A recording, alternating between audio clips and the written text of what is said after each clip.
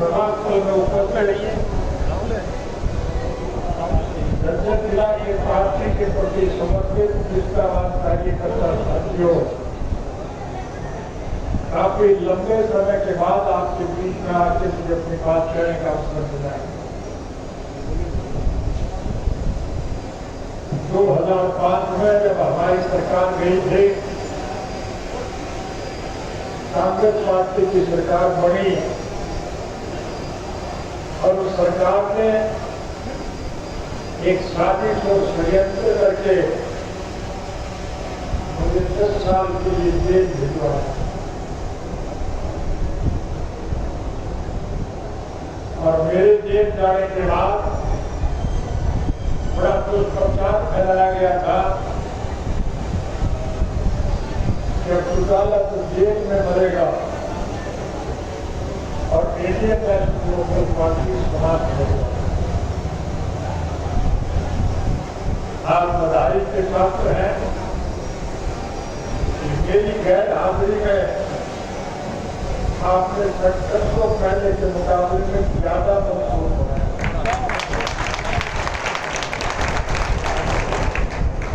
जात पड़ी नहीं होती, जमात पड़ी होती।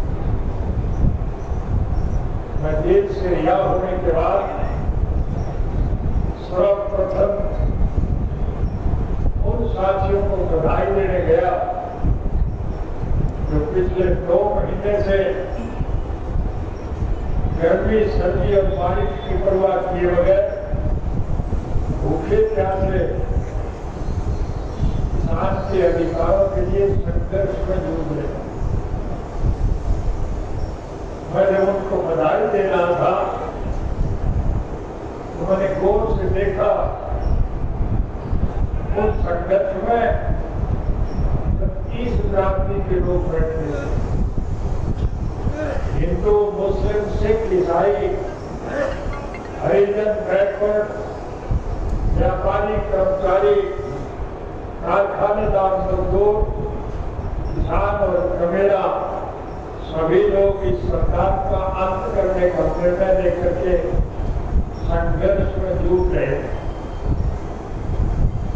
मुझे बहुत प्रसन्नता हो रही थी और मुझे ये विश्वास होता था कि निश्चित रूप से राजनीति में बदलाव आएगा। मेरे इस देश के राजभाग के मालिक होंगे और लुटेरे देश की सलाखों के पीछे फर्क नहीं है।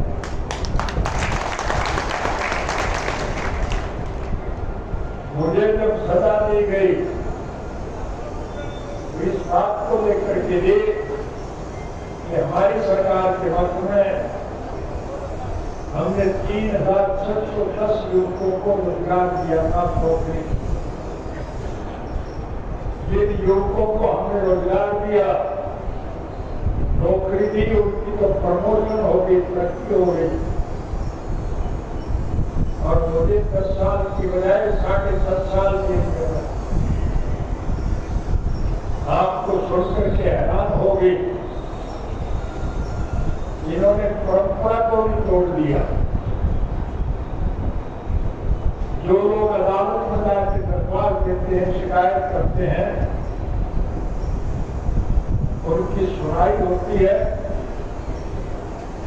यहाँ उल्टा काम हुआ। जिस व्यक्ति ने हमारे खिलाफ शिकायत की थी उसको भी हमारे बराबर 10 साल की सजा हुई है। ये नहीं होता। हमारा ये देश कृषि प्रधान देश, इस देश की अर्थव्यवस्था केवल खेती पर टिकी है। अगर किसान खुशहाल है तो देश मालामाल है और अगर किसान कंगाल है तो देश का बुरा हाल। हमारी सरकार जब गई थी तो हमने सरकार के खजाने में 2000 करोड़ रुपया नकद छोड़ा और आज हरियाणा सरकार के स्तर पर 2.5 लाख करोड़ से भी अधिक का कर्जा है। जो बच्चा पैदा होगा वो 1 लाख का कर्ज अपने सर पर लेकर के चला।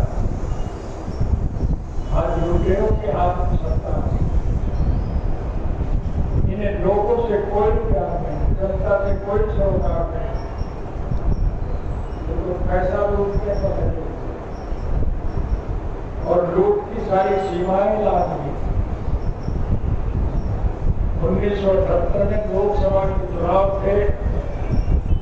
मेरे पूज्य पिता स्वर्गीय चौधरी देवीलाल जी राजस्थान के जोधपुर लोकसभा क्षेत्र में एक चुनावी सभा को संबोधित कर रहे थे और अपने संबोधन में जब वो भ्रष्टाचार की बात कर रहे थे तो सभा में से एक बुजुर्ग ने खड़े होकर के कहा, चौधरी साहब अब तो भ्रष्टाचार है कि भ्रष्टाचार होगा।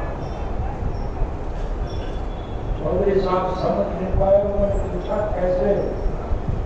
तो उस बुजुर्ग ने कहा, पहले पैसे लेके काम तो कर दिया करते थे, अब ये कमर पैसा भी खा जाते हैं और काम भी नहीं करते। ये हालत है।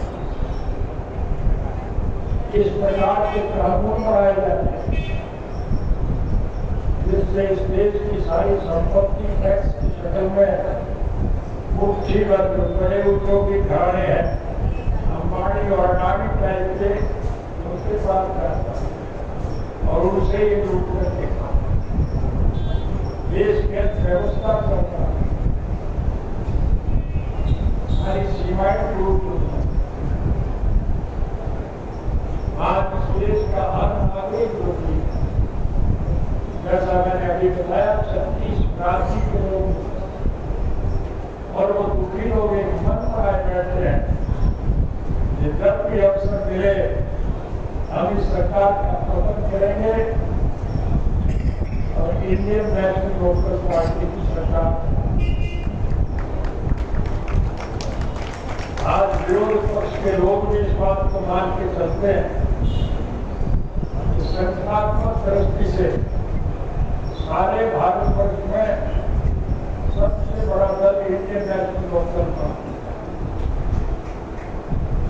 ये स्वर्गीय चौधरी देवीलाल जी का लगाया हुआ एक पौधा हमने और आप सब लोगों ने मिलकर के इस पौधे को अपने खूब से सींचने का काम किया। लेकिन दुर्भाग्य हमारा ये रहा, जब वो पौधा फल देने लगा, लुटेरे वर्ग के लोग उसका फल तोड़ करके लूट करके लगे। हमें बहुत दिक्कत और परेशानी। अतीत में अगर हमने अच्छे काम किए हैं भविष्य में उससे भी ज्यादा अच्छे काम करेंगे, ये बात तो वायदा है।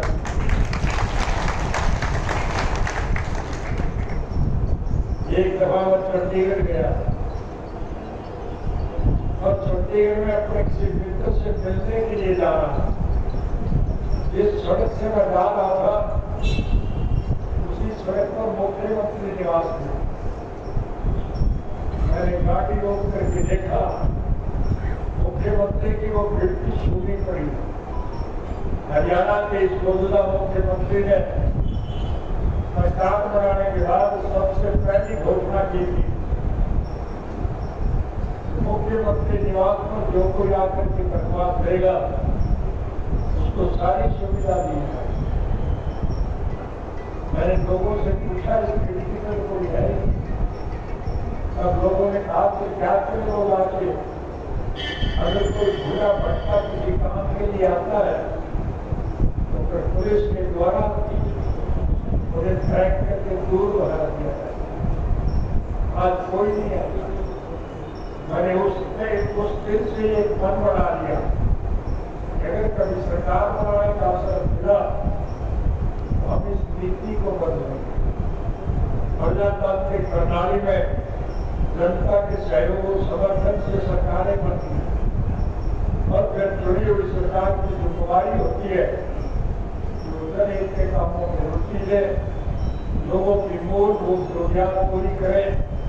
स्वर्गीय चौधरी देवीलाल जी ने सारी उम्र इस बात के लिए संघर्ष किया था कि आम नागरिक की मूलभूत जरूरियात रोटी, कपड़ा, मकान, शिक्षा और स्वास्थ्य का प्रबंध सरकारी तौर पर किया। आज की नालायक सरकारें सुविधा देने की बजाय आज सबसे ज्यादा पूंजी प्रदान, देश की अर्थव्यवस्था समाप्त हो गई, देश का भाईचारा टूट चुका है। मुझे दुनिया के 152 मुल्कों में जाने का मौका मिला। मैं सैर सपाटे के लिए नहीं गया था, बल्कि हर मुल्क के हालात की जानकारी हासिल करने के लिए गया। और मुझे बहुत प्रसन्नता होती थी कि आज समूचे विश्व के स्तर पर भारतवर्ष एक ऐसा देश है जिसमें 36 लाख के लोग आपसी प्यार और भाईचारे से मिल करके रहते हैं। हम अपने तीज त्योहार, ईद और क्रिसमस सब प्रेम से मिल करके मनाते हैं। हमारे में कोई तकलीफ नहीं, लेकिन सरकार इस चुनाव को टालती जा रही है, क्योंकि सरकार को डर है कि जब भी इलाहाबाद का चुनाव होगा तुम्हारी बीच में से पराजय होगी और उसका नुकसान उठाना पड़ेगा।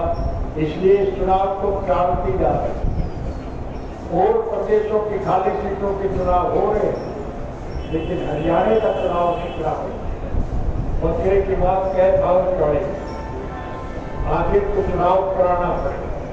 और मैं आपको बड़ी सभा में वायदा देकर के जा रहा हूं, जिस दिन भी चुनाव घोषित होंगे, इंडियन नेशनल लोकल पार्टी का प्रत्याशी जो चुनाव लड़ेगा, उसके मुकाबले में विभिन्न राजनीतिक दलों के जो प्रत्याशी चुनाव मैदान में लड़ेंगे, उन सब की जमानत जब्त हो जाए। और आपकी पार्टी का प्रत्याशी जो भारी मतों से जीत करके जाएगा, तो फिर सरकार में भंगन बन जाए, गठबंधन टूट जाएंगे। इनके चुने हुए नुमाइंदे जो है वो पार्टी छोड़ करके आपके पास आ जाएंगे, आपके सामने। और जब संगठन आपका मजबूत होगा तो फिर सत्ता आपके पद चुनने का काम करेगा। इसलिए मैं आपसे निवेदन करूंगा, आज हालात शानदार, माहौल आपके पक्ष में। आज आम आदमी की जबान पर एक बात है कि आने वाला भविष्य इंडियन नेशनल लोकल पार्टी है। उर्दू का एक मुहावरा है, आवाज एक गलत, नगाड़ा एक खुदा। जनता की जो आवाज होती है वो परमात्मा का नगाड़ा होता है। निश्चित रूप से आपकी सरकार बनेगी, और जब आपकी सरकार बनेगी फिर हम आपकी सारी दिक्कत और कठिनाइयों को दूर करेंगे। हमारा कोई व्यक्ति लोग सरकार के पास नहीं जाते, सरकार लोगों के पास जाके ठीक नहीं जाती। आपके जिला के गांव में गया था कि नहीं गया, और गांव के लोगों ने जो मांग रखी वो पूरी की गई थी कि नहीं की गई। कुछ ऐसी मांगे भी थी जो लोगों ने नहीं मांगी थी, लेकिन व्यावहारिक ज्ञान के आधार पर हम उन मांगों को पूरा करना जरूरी समझते हैं। हमारा देश सेकुलर देश है। हमारे समाज में अगर किसी हिंदू की मृत्यु हो जाए तो फिर हम उसे शमशान घाट में ले जाकर के उसका दाह संस्कार करते हैं। और अगर बारिश हो जाए, रस्ते पानी से भर जाए और किसी बुजुर्ग की अगर मृत्यु हो जाए, उसे शमशान घाट में ले जाने में दिक्कत आती है कि नहीं आती। हम डेड बॉडी को घर में नहीं रख सकते, दाह संस्कार घर पर नहीं कर सकते। इसलिए हमारी सरकार के वक्त में हमने हर गांव के शमशान घाट को पक्का बनाने का काम किया, सारे रास्ते पक्के बनाने का काम किया। मुसलमान समाज के लोग अगर किसी की मृत्यु हो जाए तो उसका अब उनके जो कब्रिस्तान में ले जाकर के उसको दफनाने का काम करते हैं।